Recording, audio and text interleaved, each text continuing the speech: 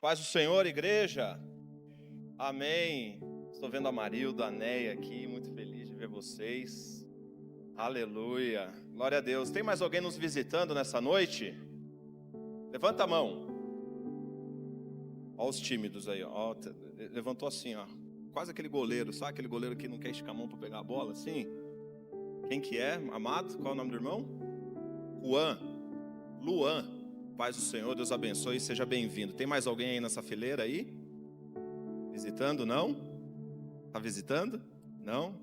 Amém. Glória a Jesus. Marido, a gente tem que marcar essa pescaria de novo, porque a primeira não deu certo, né, marido? A primeira pescaria foi uma tragédia. Foi totalmente improvisada. Espero que a gente tenha essa oportunidade novamente, né? Em nome de Jesus. Bom, vamos lá. Para quem não me conhece, eu sou Júnior, profeta aqui na casa. Você quer saber se você vai prosperar naquilo que você vai fazer quando você é enviado por alguém, né? Então estou sendo enviado pelo pastor Alexandre a ministrar a palavra de Deus hoje. E como sempre, né, uma alegria muito grande estar aqui. A gente sabe, nosso coração se alegra porque a gente entende que nós estamos cumprindo o nosso propósito. Então deixa eu tomar meu café aqui, porque daqui a pouco não vai dar mais. Amém? Dá uma misturada com glória a Deus e aleluia aí. Um pouquinho mais forte. Mais forte. Amém, aleluia. Irmãos, Deus tem colocado no meu coração, sem perder muito tempo aqui, Deus tem colocado no meu coração uma palavra. E já faz algumas semanas que, e como vocês puderam ver, acho que faz umas 2 ou 3 semanas, um domingo à noite que eu ministrei aqui sobre Davi. E hoje, Amarildo, vai ser novamente uma palavra sobre Davi, episódio 2, temporada 1, episódio 2 dessa série. Por quê? Porque Deus começou a ministrar muito ao meu coração sobre a vida de Davi em vários aspectos. E desde algumas semanas atrás, quando Deus começou a ministrar ao meu coração, eu me aprofundei, comecei a estudar a história de Davi. E o Senhor não parou mais de ministrar ao meu coração sobre a história de Davi. A grande pergunta que eu fiz para Deus é: por que Davi, tendo cometido o que cometeu, tendo feito o que fez, Deus não apagou, Deus não excluiu o currículo dele de um homem segundo o coração de Deus?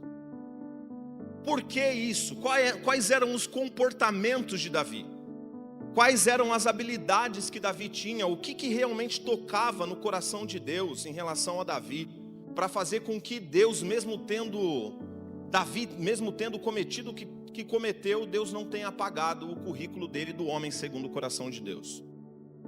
E para quem não estava aqui, eu estou vendo muitos rostinhos novos. Para quem não estava aqui, na última pregação sobre isso, eu trouxe algumas lições eu separei a vida de Davi em 3 aspectos, em 3 tempos, em 3 cenários diferentes.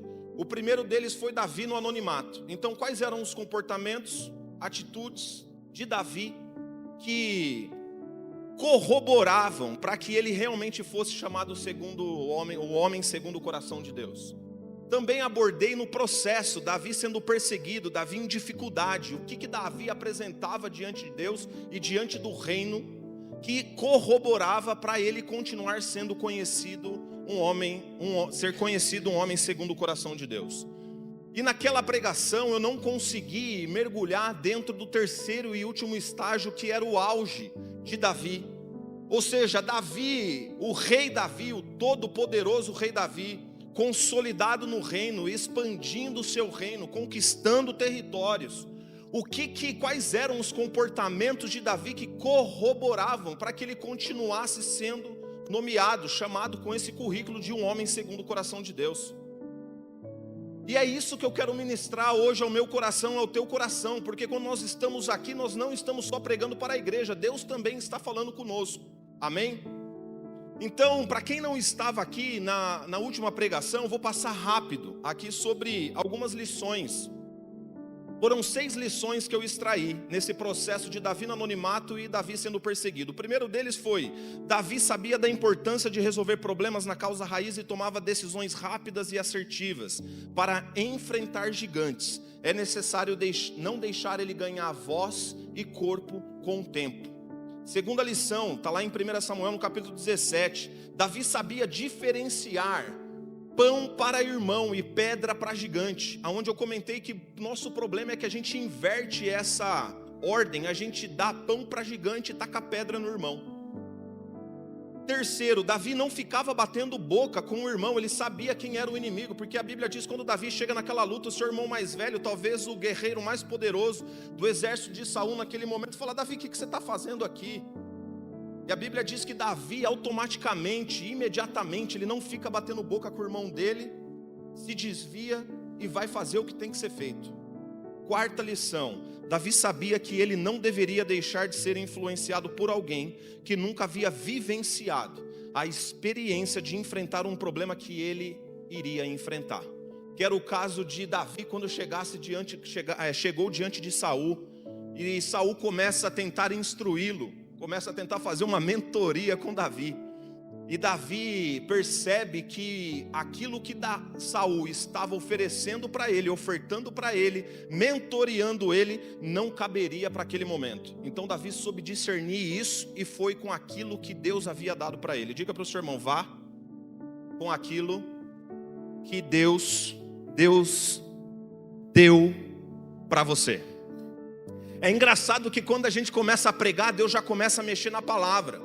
E isso que eu acabei de falar subiu ao meu coração agora, e eu creio que é uma palavra profética para você, se você não entendeu. Então repita isso com mais firmeza: vá com aquilo que Deus deu para você. Não queira pegar armas, ferramentas, acessórios, inteligência de outro para aquilo que Deus já deu para o teu coração, para aquilo que Deus já revelou para você. Você já sabe o que tem que fazer, então você tem autoridade para cumprir o propósito que Deus encarregou sobre você. A gente quer enfeitar as coisas. Diga para o seu irmão mais uma vez: vá com aquilo que Deus deu para você. Júnior, mas eu não tenho nada. Vá com a tua coragem. Júnior, mas eu não tenho recurso. Vai sem recurso mesmo. A Bíblia diz que Moisés, eu estou querendo ir para frente, mas Jesus está falando: Júnior, fica aqui nessa palavra, e eu vou profetizar essa palavra. A Bíblia diz que Moisés estava diante do mar, do lado de trás havia um exército poderoso e ilimitado, e na frente havia o mar, não tinha saída para a esquerda, não tinha saída para a direita, não havia condição de retroceder. Deus mandou você avançar, então vai, avance, conquiste, prospere e honre o nome do Senhor com tudo aquilo que Deus colocar nas tuas mãos. Ah, Jesus. Davi sabia que o que derrubava gigante não era a pedra. Mas não foi a pedra que bateu na testa de Golias? Foi. Mas não era a espada também. Mas não foi a espada que cortou a cabeça de Golias? Profeta, pastora, Márcia. Foi ou não foi? Davi sabia que o que derrubava gigante não era a pedra nem a espada. Davi sabia que o que derrubava gigante, diga para o seu irmão, é lutar as causas do Senhor. Quando você luta as causas do Senhor, você é blindado por um propósito. O propósito que Deus, um lugar seguro, mais seguro na terra para eu estar e para você estar, é dentro do propósito de Deus. Por quê? Porque o propósito é de Deus. Ele não vai fazer, ou Ele não vai permitir que você pare no meio do caminho, ou que você não alcance, se você continuar avançando no propósito que Deus deu para você. Sexta e última lição da pregação anterior: Davi sabia aplicar o princípio da honra. Digo, o princípio da honra. Mesmo tendo a oportunidade de matar Saul, ele não o fez, pois ele sabia que não deveria levantar a mão contra o ungido do Senhor, mesmo Deus tendo rejeitado Saul. Mas ele não carrega a presença de Deus, mas ele é uma autoridade sobre você. Mas ele tem limitações, mas ele é uma autoridade sobre você. Mas eu não concordo muito com algumas situações, mas ele é autoridade sobre você. Mas eu não concordo muito com o meu chefe, mas ele é autoridade sobre você. A gente precisa aplicar o conceito, o entendimento do que é honra. É você ter a oportunidade de matar e não fazer. É você ter a oportunidade de expor, Aline, e não expor. É você ter a oportunidade de fazer algo contra e não fazer, porque você se submete a uma autoridade. Isso é honra. Entenda que você está honrando ao Senhor. Você não está honrando a mim, o pastor Alexandre ou qualquer ministro dessa casa, não. Você está honrando ao Senhor com a sua atitude, com a sua movimentação. O problema é que as pessoas quebram esse princípio e depois querem ser honrado. Você acha que você vai ser honrado se você quebrar o princípio da honra? Obviamente que não. Só que eu quero entrar com vocês aqui agora. Davi no auge. Tem dois textos maravilhosos que eu mergulhei aqui, que é Salmo 16 e 2 Samuel no capítulo 11. Nos dois cenários, Davi está no auge. Nos dois cenários, Davi é o rei todo-poderoso. Nos dois cenários, talvez já tinha muitas conquistas, ou com certeza já tinha muitas conquistas no seu currículo. Toda guerra que ele ia, ele vencia. Todo território que ele avançava, ele prosperava. E quando a gente olha, abra sua Bíblia aí em Salmo 16 para a gente começar a pregação de hoje. E deixe também aberto aí em 2 Samuel no capítulo 11, por favor.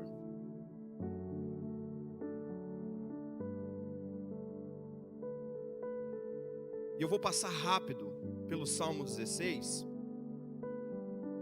porque eu quero aprofundar na segunda parte dessa mensagem, que é em 2 Samuel no capítulo 11.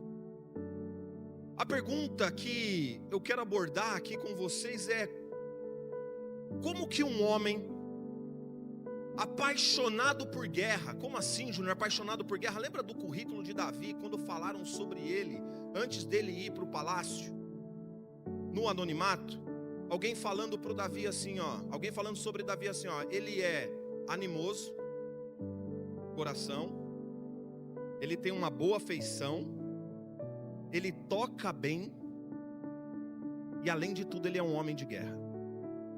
Como que esse cara, homem de guerra, pastor Felipe, apaixonado pela guerra, desde a sua mocidade,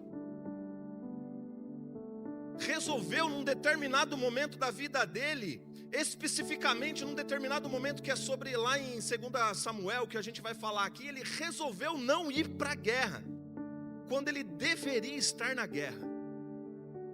Por que que isso aconteceu, Amarildo? Só que se a gente olhar no lado bom da história, eu vou trazer agora aqui em Salmo 16, quem abriu diga amém. Olha só, eu estou falando com vocês aqui a respeito deste homem no auge. Pensa no homem hoje mais poderoso da terra. Pensa numa pessoa mais poderosa da terra. Um homem que tudo que faz prospera. Deus o reconhece como o segundo homem no coração de Deus. Hoje não existe esse homem sobre a face da terra, não pelo menos que a gente conheça. Não é mesmo? O homem mais rico, pensa aí um homem mais rico, ele tem tudo nas mãos, tem a mulher que ele quer, tem os recursos que ele quer, tem acesso que ele quer, nada é limitado para ele. Pensa numa pessoa assim, esse é o cara aqui que a gente está falando, Davi no Salmo 16. Olha só como é que ele começa esse salmo. Protege-me, ó Deus, pois em ti me refugio. Calma aí, para e pensa comigo. Protege-me, ó Deus, pois em ti me refugio. A gente está falando do camarada que tem mais exércitos sobre a face da terra naquele momento. que tem mais poder, mais autoridade, que estava vencendo tudo e qualquer batalha. Era invencível o reinado de Davi. Este homem está dizendo aqui que a proteção dele não vinha dos carros, dos cavalos, dos cavaleiros e nem da sua riqueza. Davi estava dizendo aqui que mesmo ele tendo tudo isso, ele está confessando: o meu refúgio é no Senhor. Versículo 2: ao Senhor declaro, tu és o meu Senhor, não tenho bem além de ti. Calma aí, gente, para aí, pensa comigo. O camarada está dizendo que não tem nenhum bem além do Senhor. O cara tem tudo. Ele tem, pensa no carro mais top das galáxias de hoje, ele teria. Pensa na casa mais maravilhosa, ele teria. Pensa no poder mais majestoso, ele teria. Tudo ele teria. Só que esse cara aqui, esse rei aqui está dizendo assim, ó: tu és o meu Senhor, eu não tenho outro bem. Não é que eu tenho algumas coisas, só que essas coisas são menores do que o Senhor. Não, ele está falando: eu não tenho outro bem além de ti. Terceira lição, olha o que diz no versículo 3: quanto aos fiéis que há na terra, eles é que são notáveis em quem está o meu prazer. Calma aí, pensa aí. O camarada tinha acesso, pensa agora Davi na atualidade, tendo acesso com as pessoas mais poderosas sobre a face da terra, com artistas famosos, com pessoas extremamente poderosas e boas, acesso talvez aos todos os presidentes da terra. Pensa ele tendo acesso com qualquer tipo de pessoa e em qualquer esfera da sociedade. Esse rei aqui está dizendo, está ensinando para mim e para você que o que agrada a ele mesmo, o que ele nota mesmo, o que ele valoriza mesmo, não são essas pessoas na esfera da sociedade, são os fiéis da terra. Quarta lição: grande será o sofrimento dos que correm atrás de outros deuses. Aí Davi diz assim, ó: não participarei dos seus sacrifícios de sangue, e os meus lábios nem mencionarão os seus nomes. Meu Deus, ele reconhece o Senhor como seu único Deus. Ele está dizendo o seguinte: eu não vou me misturar. Ele não está dizendo eu não vou pecar, eu não vou nem sequer mencionar o seu nome. O coração de Davi aqui nesses versículos, para eu entrar na segunda parte dessa mensagem, que é onde eu quero me aprofundar. O coração de Davi aqui era, diga assim ó comigo, exclusivo do Senhor. É nesse cara que a gente precisa mergulhar e aprender. A gente tem que aprender com Jesus, mas quando a gente entende um pouco de teologia, quando a gente estuda teologia, a gente entende que Jesus era 100% homem, 100% Deus. Existe uma linha teológica que diz sobre isso. Jesus está numa prateleira que eu e você talvez a gente não consiga acessar, mas Ele deu autoridade para mim e para você, para fazer coisas maiores do que Ele fez. Só que existe um exemplo na Bíblia sobre a história do rei Davi, que ele é esse homem segundo o coração de Deus, um homem de carne e osso, assim como eu, como você. Não era anjo, não era um discípulo, não era Jesus, era um homem como eu e como você. Olha os conceitos, olha os princípios, olha o entendimento que esse camarada nos ensina. Ele está no auge aqui no capítulo 16 de Salmo. Melhor, não é nem capítulo, né? Porque Salmo não tem capítulo.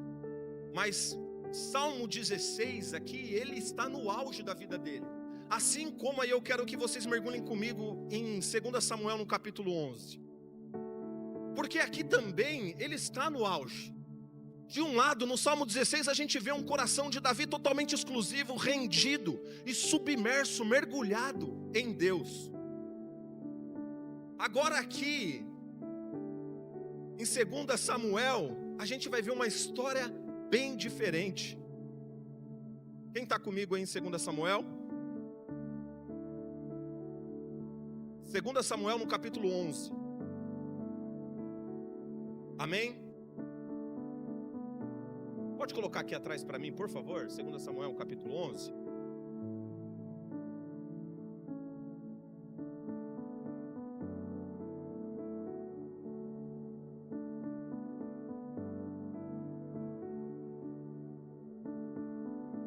Abriu aqui? Olha lá, ó. Na época da primavera, no tempo em que os reis costumavam sair para as batalhas, o rei Davi enviou Joabe, e com ele os seus oficiais, e todo o exército de Israel. E eles destruíram os amonitas e sitiaram Rabá. Entretanto, Davi permaneceu em Jerusalém. Nos capítulos anteriores aqui, não precisa nem continuar para a gente ganhar tempo. Nos capítulos anteriores aqui, se a gente for olhar em 2 Samuel do capítulo 8 ao 10, a gente vê alguns aspectos interessantes. Davi vencendo todas as batalhas que ele disputava. A gente vê Davi ampliando o seu território. A gente vê Davi se consolidando como rei. A gente vê Davi ganhando honra, força, respeito em várias nações. Nesse contexto, aonde era tempo dos reis ir para a guerra, depois de uma temporada de vitórias, ele se dá ao luxo de ficar em Jerusalém na sua casa. Se a gente olhar um pouco, abre o versículo 2, por favor, ali. 2 Samuel 11, 2. Um dia após o almoço, Davi levantou-se depois de ter dormido um pouco e foi passear no terraço do palácio real. Do terraço avistou uma mulher que banhava-se, que era Batseba, e notou que era uma mulher muito bonita. Pensa nesse contexto aí, o rei, mais poderoso sobre a face da terra, resolveu ficar de dormir um pouco até mais tarde na casa dele, no palácio. Primeira lição que eu quero extrair aqui, e eu quero mergulhar com vocês nessas lições para que a gente deixe essas lições cravar no nosso coração, porque a gente precisa aprender com os acertos e com os erros deste homem. Na minha vida, talvez na sua vida também seja a mesma coisa. Quem aqui acerta nas suas decisões? Levanta a mão. Levanta a mão. Você que acerta nas suas decisões. Você que não acerta em algumas decisões, levanta a mão. Todo mundo aqui acerta e erra nas suas decisões. Este homem acertou e este homem errou nas suas decisões. Só que nas nossas decisões, quando nós erramos, nós aprendemos muito mais do que naquela que a gente acerta. Porque aquelas que a gente erra, dói mais. Fere-nos, fere outras pessoas, compromete o resultado. E é nisso que eu quero me aprofundar aqui. Porque a gente vai extrair lições aqui deste contexto aqui, dos erros que Davi cometeu, primeiro, para que Deus chame a minha atenção e a tua atenção. Sabe por quê? Talvez esse seja o título dessa mensagem. Porque o diabo levantou o urso para devorar Davi, não conseguiu. O diabo levantou leões para devorar Davi, matar Davi, acabar com a história já no ninho, não conseguiu. O diabo levantou exércitos poderosíssimos para destruir a história de Davi, não conseguiu. O diabo levantou os filisteus para derrubar Davi, não conseguiu. O diabo levantou até Saul para derrubar Davi, não conseguiu. O diabo tentou de todas as formas parar com Davi. Mas talvez uma coisa que a gente precisa aprender é: o diabo ele não pode me destruir nem te destruir, mas o diabo ele pode te distrair. Ele não precisa fazer você pecar. Ele te distrai e o teu coração e o meu coração se inclina para o pecado. A sistemática do pecado é assim para quem já está em Jesus. Para quem já está em Jesus, o diabo não tem poder e autoridade para te tocar, porque o sangue do Cordeiro vertido na cruz do Calvário me livra e te livra de todo o mal. Agora, ele pode te distrair. E o diabo fez isso. Tudo bem, Davi, eu não posso te distrair, mas eu não posso te destruir, mas eu vou te distrair. Primeira lição: a queda de Davi não acontece quando ele vai para a cama com Batseba, mas quando ele decide ficar na cama. Por que disso? A gente precisa aprender a aplicar a palavra de Deus para que a gente entenda a palavra de Deus. Eu vou falar para vocês um pouco sobre a minha vida e vou fazer um paralelo aqui sobre a vida de Davi. Eu tenho 2 empresas, estou construindo uma 3ª empresa, tenho a minha família para cuidar, tenho atribuições do ministério para executar, tenho a minha vida social para estar. Eu, na minha pequenez, que nem se compara à história, à magnitude de Davi, não consigo me dar o luxo de acordar depois das 7 da manhã. Como que esse cara conseguiu dormir até mais tarde? O meu relógio biológico, talvez o seu também seja assim, é 6 horas da manhã, um pouco antes já desperta. Eu não preciso mais do meu despertador. A pergunta é como que esse camarada, sendo rei, tendo um reino para governar, se deu ao luxo de ficar em casa. E está claro na Bíblia ali, ele dormiu até mais tarde. Você acha que o que está na Bíblia ali está por estar? Não, Deus quer nos ensinar com aquilo. O camarada dormiu até depois do meio-dia. O pau estava comendo lá fora. A guerra contra os amonitas estava comendo lá fora e o camarada resolveu dormir. Detalhe, ele só não dormiu até mais tarde, ele resolveu passear no terraço. O pecado, ele não começa quando ele se deita com Batseba. O pecado começa quando ele decide ficar na cama, quando ele decide ficar no palácio, porque a Bíblia está expressa ali dizendo o seguinte: ei, era tempo, era primavera, era uma estação dos reis estarem na guerra. Diga para o seu irmão: cumpra o teu propósito. Não negocie ficar fora da guerra quando Deus te chamar para a guerra.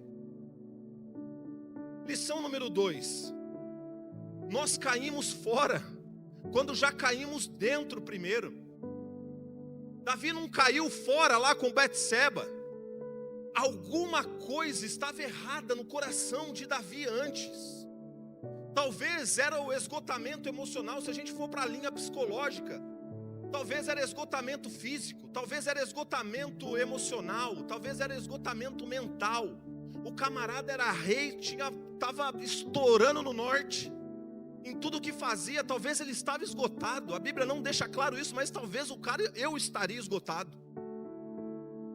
Talvez ele resolveu parar onde ele não podia parar. A gente não pode parar em qualquer estação, em qualquer momento que a gente decidir parar, porque a gente está cansado. O cansaço, ele não é um medidor para mim e para você, para pararmos. O medidor para mim e para você pararmos para descansar, primeiro que o nosso descanso é no Senhor. Existem momentos importantes que nós precisamos descansar a nossa mente lá fora. Por exemplo, eu gosto muito de pescar. Pensa como eu volto vazio da cabeça quando eu vou pescar. Eu esqueço de tudo. Eu esqueço simplesmente de tudo. Eu volto com a minha cabeça zerada. Eu já me coloquei em posições dentro de indústria como executivo e vi o impacto do cansaço, do esgotamento emocional no meio da pandemia me destruir por dentro.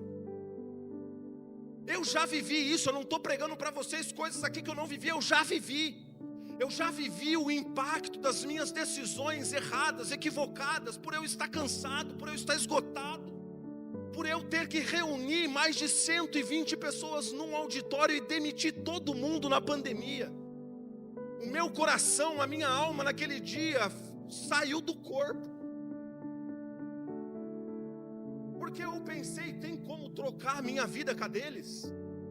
Tem como eu me demitir e salvar alguns empregos? Eu não queria fazer aquilo. Eu falei: Senhor, eu não nasci para isso. Aquilo me destruiu por dentro. Eu sei qual é o impacto de eu e você não estarmos bem para governarmos. Você precisa entender que você precisa estar bem mentalmente, bem emocionalmente, bem fisicamente. Você precisa prosperar em todas as áreas da sua vida para cumprir o teu propósito.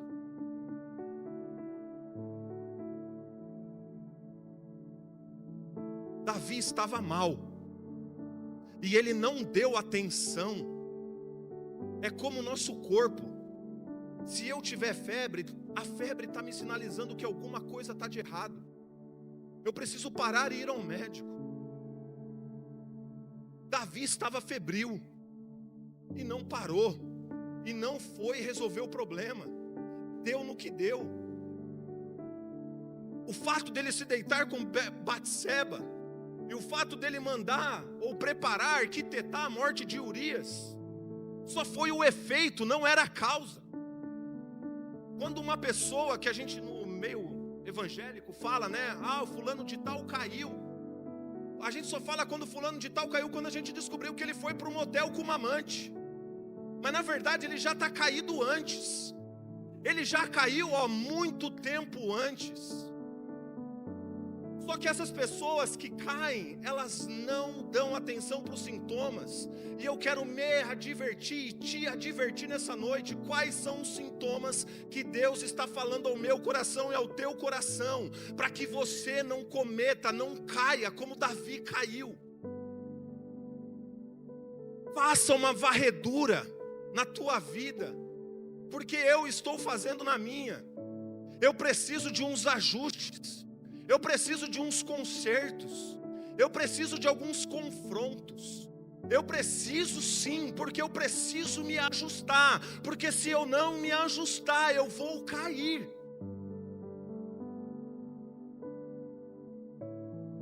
Todos pecaram. Todos foram destituídos da glória de Deus. Não existe um homem sobre a face da terra que não peque. Há uma advertência do céu para a minha vida e para a tua vida nessa noite. Faça uma varredura daquilo que Deus quer que você se atente. Lição número 3. O pecado não é um acontecimento repentino. Diga assim: o pecado é um processo gestacional.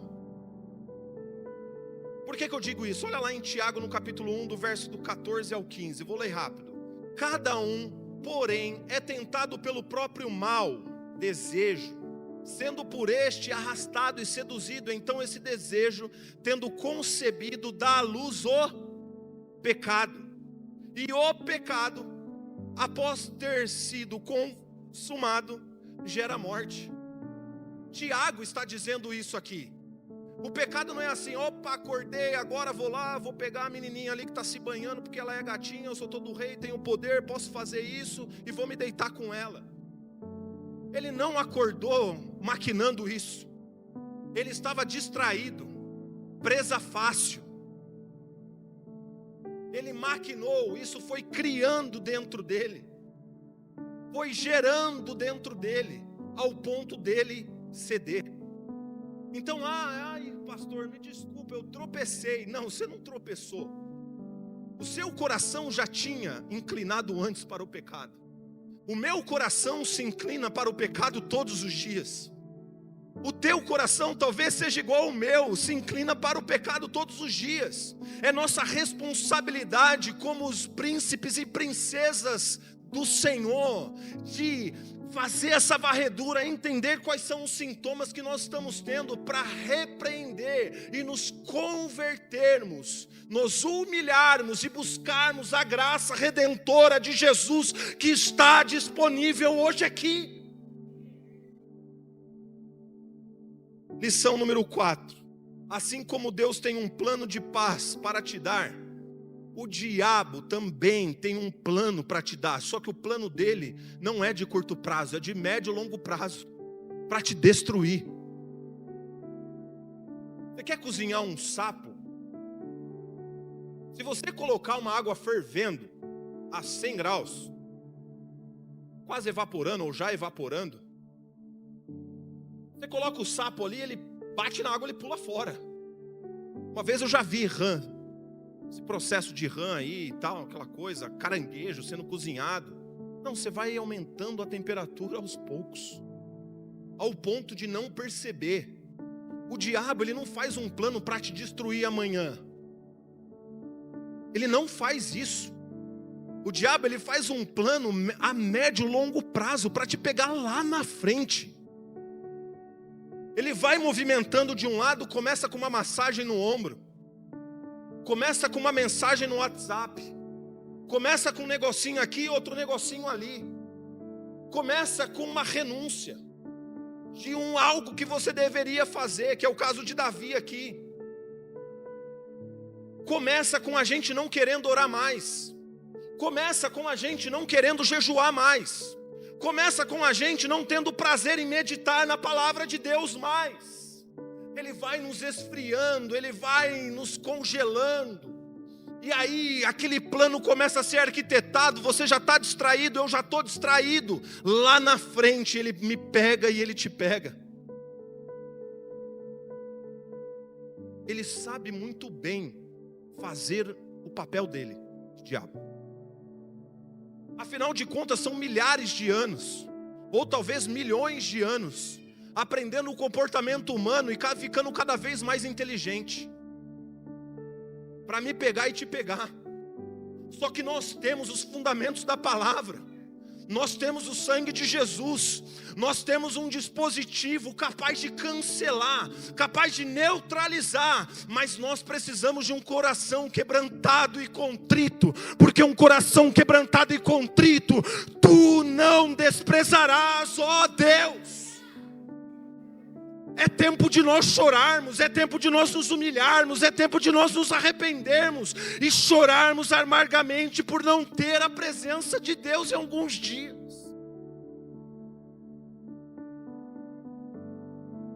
O culto que mais transformou a minha vida não foi o culto do repleplé e do... Vocês sabem, daqui da casa vocês me conhecem. Eu sou pentecostal, eu gosto de pular, eu gosto de rodopiar, eu gosto de gritar assim, Deus, glória a Deus, aleluia, e tal, e aquela coisa toda. Mas os cultos que me marcaram foram os cultos que eu saí da igreja chorando. Foram os cultos que acabaram 10 horas da noite e eu fiquei até 1h da manhã chorando na presença de Deus. Estes cultos são bons, estes cultos são maravilhosos. Os cultos bons são aquele que a gente vê a tampa da chaleira voar, como diz um pastor aí muito conhecido no Brasil. O culto bom é quando o fundo da panela rompe. Esse é o culto bom. É o culto que a gente perde os alicerces nossos. Sabe aquele peso de glória que vem sobre nós, que nos faz ajoelhar? Esse é o culto bom, Amarildo. Esse é o culto bom. Não é o louvor maravilhoso cantando muito bem. Não é nós aqui reunidos trabalhando para o Senhor. Não, o culto bom é quando Ele vem. O culto bom é quando Ele nos convence do pecado, da justiça e do juízo. Talvez você está aí vivendo a sua vida ao léu. Afinal de contas, nada ruim aconteceu até agora, não é mesmo? Aí você chega aqui na igreja, todo mundo te dá a paz do Senhor. O culto é bom, a palavra é boa, o louvor é bom, todo mundo te abraça. Aí você sai e continua fazendo a mesma coisa lá fora. Aí você reflete e fala, uai, eu estou pecando. Deus não está usando o profeta para profetizar e para denunciar o meu pecado. Todo mundo aqui está me abraçando, está tudo lindo, está tudo maravilhoso, mas eu continuo pecando. Não vai dar nada. Ei, deixa eu te alertar, vai dar ruim essa história. Inclina o teu coração enquanto é tempo. Eu preciso inclinar o meu coração enquanto é tempo, porque se eu não inclinar o meu coração enquanto é tempo, a casa vai cair. Eu não sei o que você está passando, eu não sei as lutas que você está enfrentando, os gigantes que vocês estão enfrentando. Eu não sei as dificuldades, as debilidades que vocês estão sofrendo. Talvez não sejam as mesmas que a minha, mas um fato é, Todo mundo aqui tem um gigante para derrubar. Olhe esses gigantes. Mire esses gigantes hoje enquanto eu prego aqui. Porque esse gigante vai cair hoje. Esse gigante, quem confessa tentação, não confessa pecado. Quem abre o coração para confessar tentações, não vai confessar o pecado.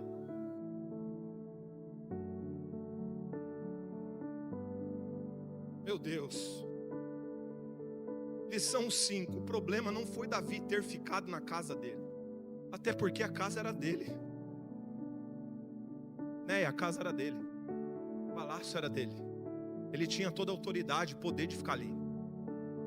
O problema foi que Davi negligenciou, negligenciou sua responsabilidade no reino em que ele era rei. Esse foi o problema, um dos problemas de Davi. A queda começa quando a gente negligencia as nossas responsabilidades no reino. Seja no reino de Deus, seja quando você ou eu negligenciamos aquilo que nós governamos na nossa casa. A queda começa quando você deixa de fazer o que era para fazer e começa a fazer o que quer fazer. A queda começa aí. Ela começa a ser estruturada, arquitetada aí. Davi negligenciou todas as vezes que eu e você negligenciamos as nossas responsabilidades no reino ou em qualquer coisa que a gente precisa governar, a nossa queda é iminente. Porque a gente negligencia uma coisinha, daqui a pouco essa coisinha é uma coisona, daqui a pouco a gente nem sente mais essa coisona, e de repente virou um farfel, e a queda é iminente. Lição 7. O problema de nós termos uma vida mentirosa é que nós teremos que criar outras mentiras para tentar sustentar a vida mentirosa que levamos. Vou repetir. O problema de nós termos uma vida mentirosa é que a gente precisa continuar criando mentiras para sustentar aquela mentira anterior que a gente criou. Davi fez isso aqui. Olha lá, Batseba, ela fica grávida, na continuidade ali no capítulo 11, Batseba fica grávida, a partir do verso 6, Davi tenta fazer com que Urias deite com Batseba, para ocultar o pecado que ele havia cometido, porque não tinha exame de DNA na época. Cara, se o cara deitar e nascer na mesma época, ninguém vai desconfiar. Não tinha programa do ratinho, né? Para ir lá tirar a prova dos 9, né? Enfim, olha o camarada do homem segundo o coração de Deus. Olha a situação que o cara tá. Mergulha, empresta o teu coração para esse cenário. O cara, ele só não adulterou, ele começou a arquitetar como ele iria esconder aquilo. Isso não tem nada a ver com Davi, não tem nada a ver com a história de Davi que a gente conhece. Talvez o que eu estou pregando aqui você nunca ouviu. Verso 7, Davi tenta manipular a situação. No verso 8, Urias dorme na porta do palácio. Abre para mim aqui no verso 8, por favor, do capítulo 11. Olha isso. Isso mexe comigo demais. Olha isso aqui. Depois dispensou Urias e lhe recomendou. Quem está recomendando aqui? Davi está recomendando a Urias, que é o marido da Batseba.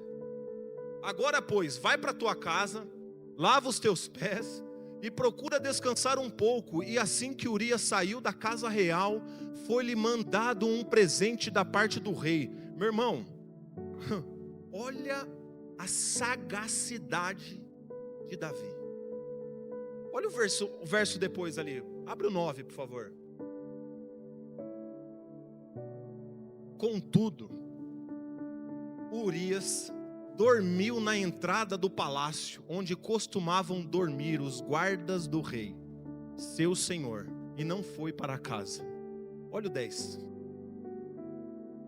Então informaram a Davi: Urias não foi para casa.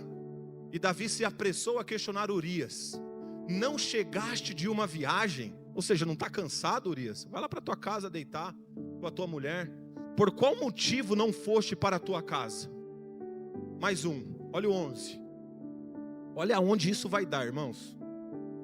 Então informaram a Davi: Urias não foi para casa. E Davi se apressou a questionar Urias: não chegaste de viagem? O 11, por favor. Esse é o 10. Urias prontamente respondeu a Davi. Olha a resposta de Urias. Olha o coração desse cara no sentido de lealdade. Presta atenção. Respondeu a Davi: a arca da aliança, o exército de Israel e de Judá repousam em tendas. Meu comandante Joabe, ó meu rei, e os oficiais de meu senhor estão acampados ao relento. Ou seja, olha que Urias está falando: como que eu vou me dar o luxo de ir para minha casa dormir, se os meus parceiros, os meus brothers de guerra, de batalha, estão dormindo ao relento? Olha o coração desse cara. Como poderia eu ir tranquilamente para casa, comer e beber e me deitar com a minha mulher, Davi? Não tem cabimento. Por tua vida e por tua honra não cometerei tal deslealdade. Olha isso.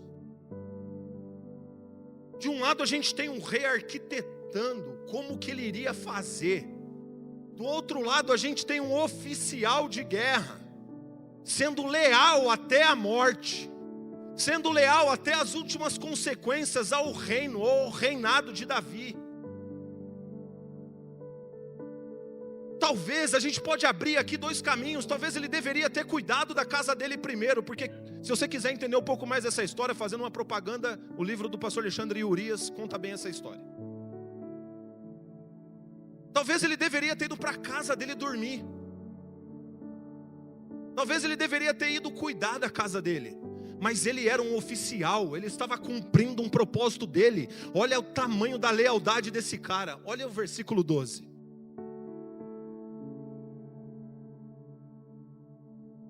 Diante disso, Davi ordenou a Urias: fica ainda hoje aqui e amanhã te despedirei. Assim Urias permaneceu em Jerusalém aquele dia todo e a noite seguinte. Ou seja, Batseba já estava lá, pronta para engravidar. Já tinha acontecido o fato. Na casa, ele não tinha ido para a casa dele, para ver a mulher dele. E ele estava lá em Jerusalém. Olha lá, no 12. Depois, no 13. Davi o convidou a comer, a beber fartamente em sua companhia, e à tarde Urias saiu, mas foi recolher-se na sua maca, onde repousavam os servos de seu senhor. Todavia não foi para a sua própria casa.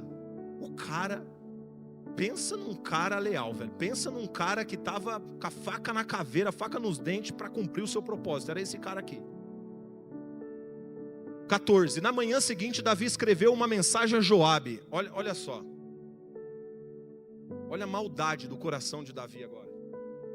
Um homem segundo o coração de Deus. Um homem segundo o coração de Deus. O maior rei que Israel já teve. Até hoje é reconhecido como o maior poder em reinado. Olha a maldade. Olha a sagacidade desse cara. Na manhã seguinte, Davi escreveu uma mensagem, Joabe enviou por intermédio do próprio Urias. Sabe o que estava nessa carta? Olha aí o que estava nessa carta, na sequência.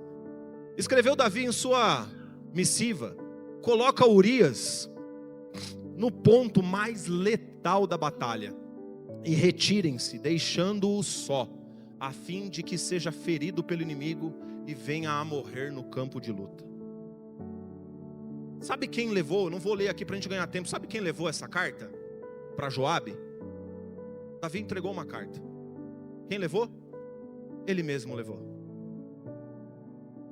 Ele mesmo levou a sentença de morte dele na mão de Joabe.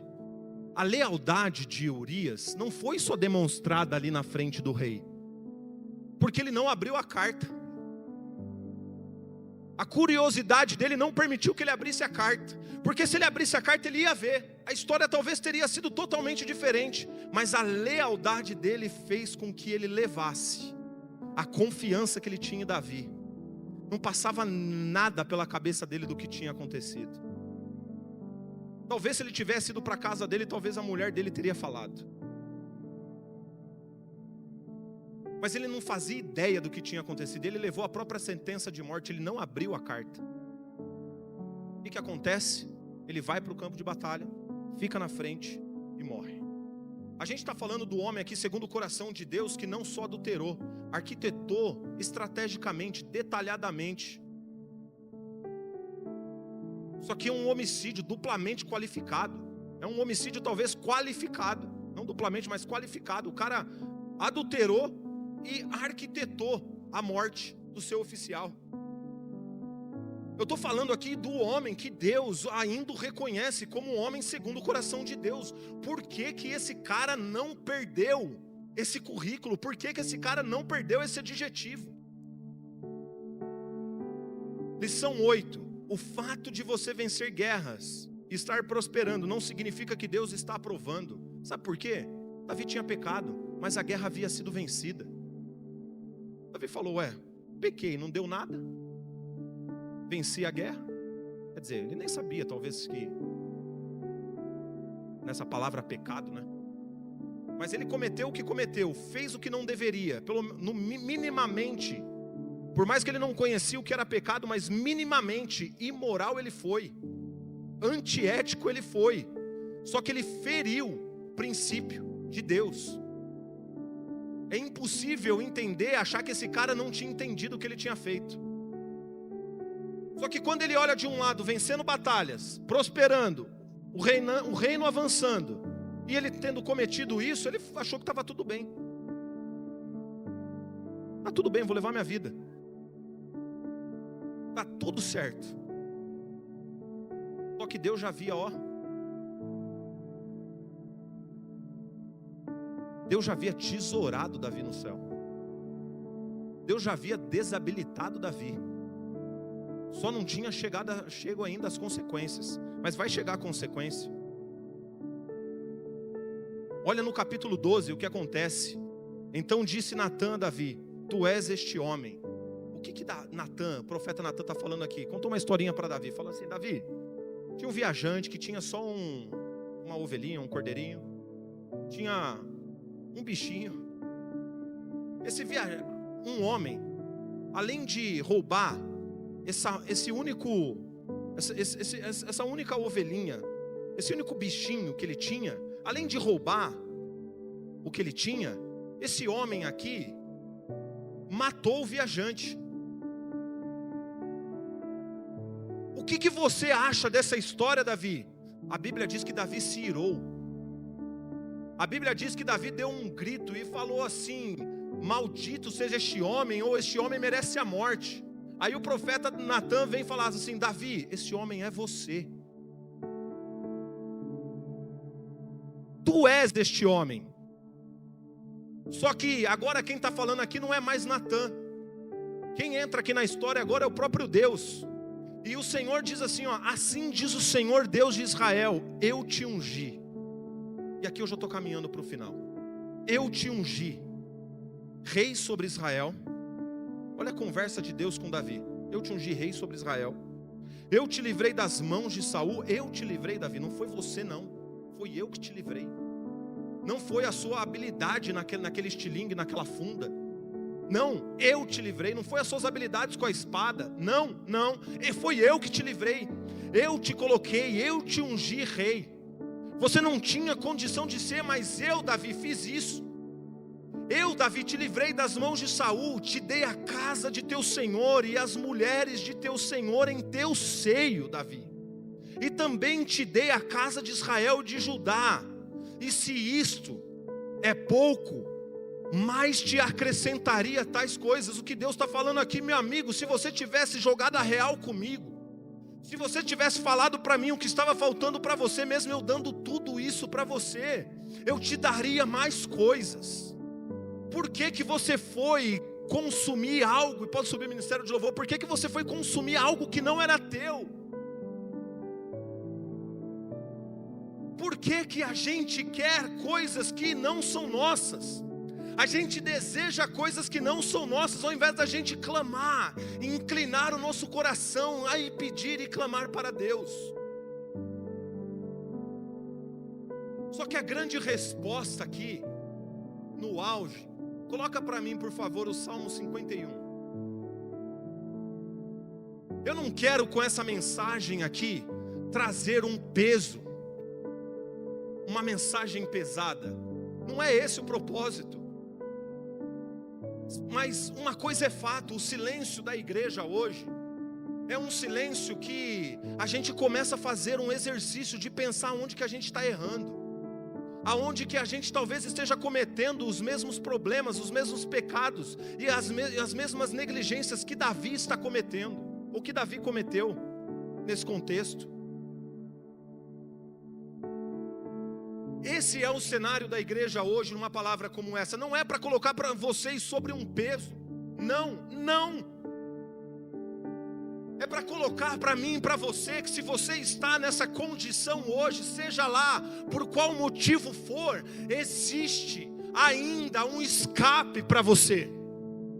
Existe ainda assim um escape, um destino, uma recompensa para você e para mim. Existe ainda o sangue de Jesus sobre a minha vida. Existe ainda o poder da tua boca, orar, clamar e se inclinar e pedir misericórdia. Existe. A grande resposta aqui, por que Deus não destituiu esse camarada, não apagou? Esse cara merecia. Se eu tivesse no lugar de Deus, esse cara teria sido exterminado. Quer ver só uma coisa? Eu vou fazer aqui uma simulação.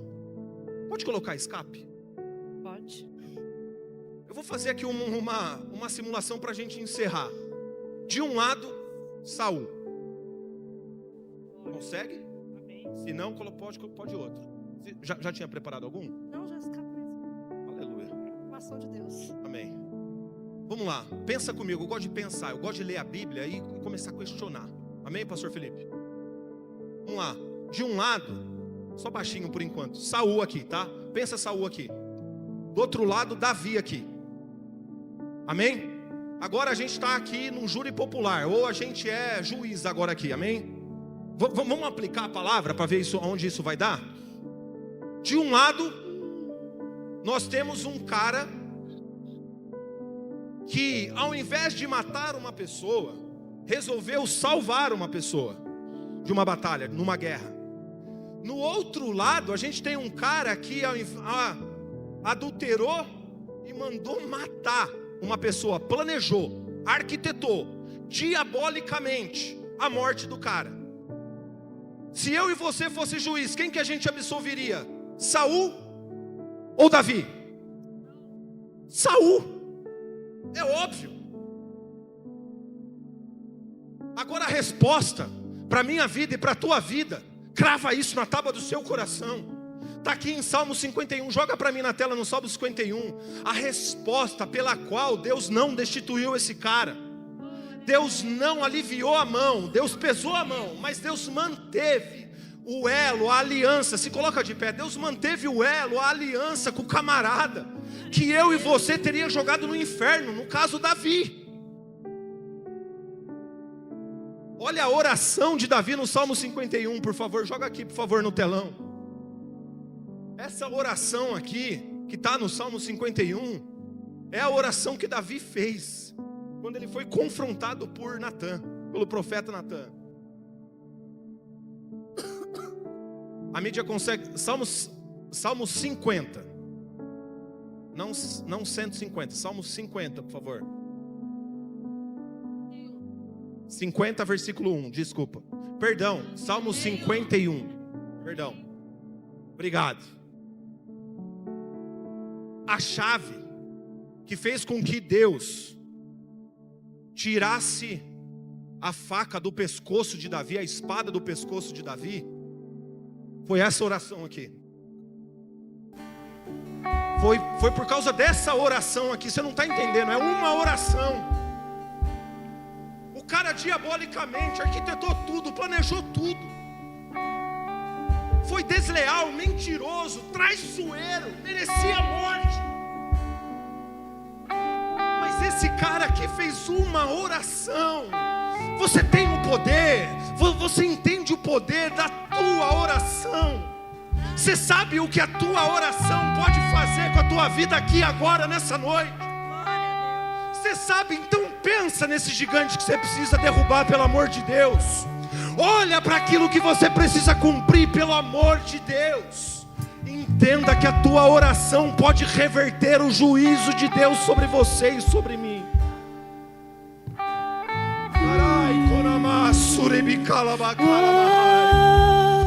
Tem piedade de mim, ó Deus, segundo a tua misericórdia, conforme a tua grande clemência, apaga as minhas transgressões. Versículo 2: leva-me de toda a minha culpa e purifica-me do meu pecado. Versículo 3: pois no meu íntimo reconheço as minhas transgressões e trago sempre presente o horror do meu pecado. Versículo 4: pequei contra ti, Senhor, contra ti somente pratiquei o mal que tanto reprovas. Portanto, justa é a tua sentença e incontestável ao julgar-me como condenado. Reconheço que sou pecador desde o meu nascimento, sim, desde que me concebeu minha mãe. Versículo 6: sei que tu queres estabelecer a verdade no meu interior e no meu coração ministras a tua sabedoria. Versículo 7: portanto purifica-me como isopo e ficarei limpo. Portanto purifica-me como isopo e ficarei limpo. Leva-me e mais branco, lava-me mais branco do que a neve eu serei, Senhor. Faze-me voltar a ouvir o júbilo e a alegria, e os ossos que me esmagastes exultarão o teu nome. Esconde o rosto do meu pecado, Senhor, e apaga todas as minhas iniquidades. Versículo 10: ó Deus meu, cria em mim, cria em mim, cria em mim, um coração puro e renova dentro de mim um espírito inabalável. Diga isso com mais força de novo: cria em mim, ó Deus, um coração puro e renova dentro de mim um espírito inabalável. Renova, Senhor, renova, renova, renova. Rabacalabacai, não afastes de mim a tua presença. Não afaste de mim a tua presença. Não afaste de mim a tua presença. Eu posso perder carro, eu posso perder casa, eu posso perder as empresas, eu posso perder todas as minhas riquezas, mas não afasta de mim o teu espírito. Restitui-me a alegria da tua salvação. O Senhor está restituindo sobre você a alegria da salvação. E sustenta-me com um espírito disposto a obedecer, Senhor.